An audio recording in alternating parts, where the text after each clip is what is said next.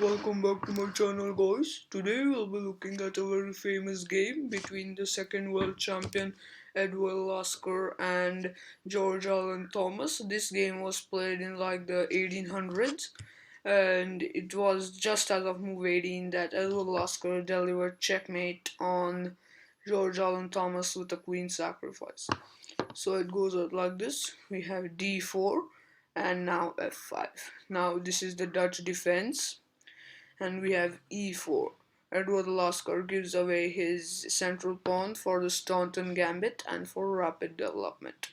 And the best move here is to capture on e4. We have e captures and knight to c3.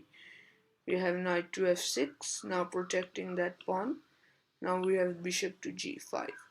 Now the idea is to capture on f6 and then regain your central pawn with knight captures on e4. But George Allen Thomas goes e6 instead, and now we have knight captures on e4 as that knight is pinned to the queen.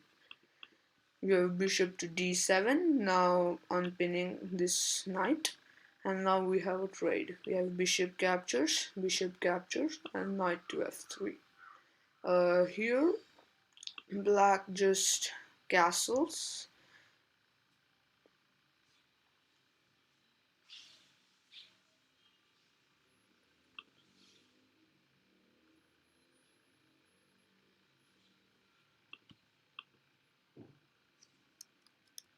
No, black does not capture here.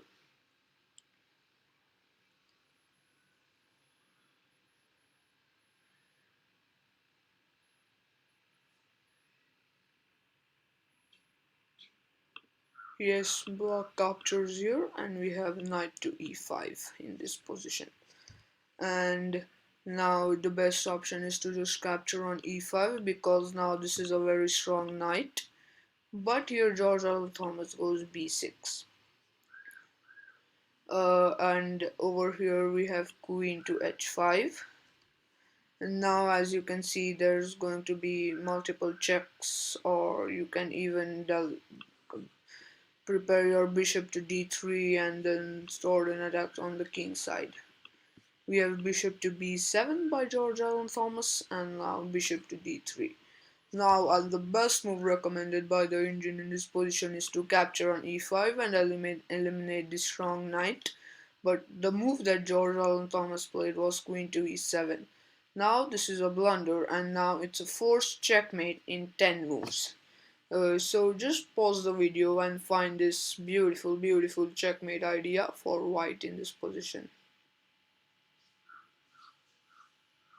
So yeah, for those of you who are able to do it, it's actually a beautiful queen sacrifice, and that its queen captures on h7 with check.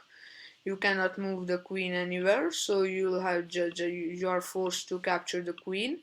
And now as you can see, this king is on the bishop's diagonal. Now it's a double check with knight captures on f6.